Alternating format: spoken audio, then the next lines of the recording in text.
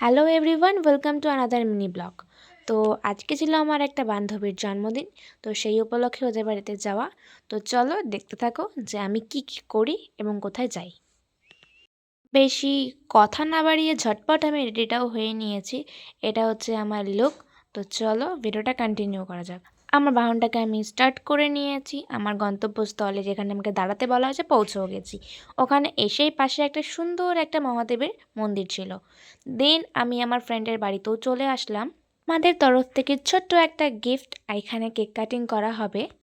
তারপর আমাকে দিয়ে দেওয়া হলো গরম গরম কফি। তো চলো কফিটাকে খেয়ে নিই। কফি খেতে খেতে আমি একটাই কথা ভাবছিলাম, আমার জিভটা না পড়ে যায়।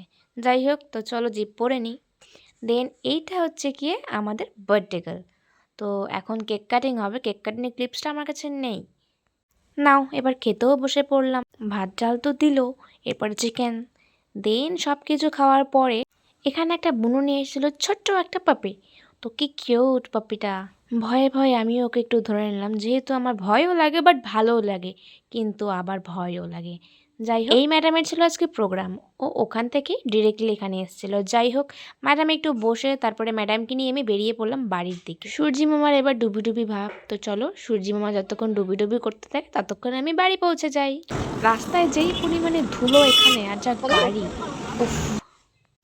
আমি বাড়ির আরও কাছে চলে আসলাম। তো চলো ফাইনালি আমি বাড়িতে চলে এসেছি। আজকে এই ভিডিওটা এইটুকুই, টাটা।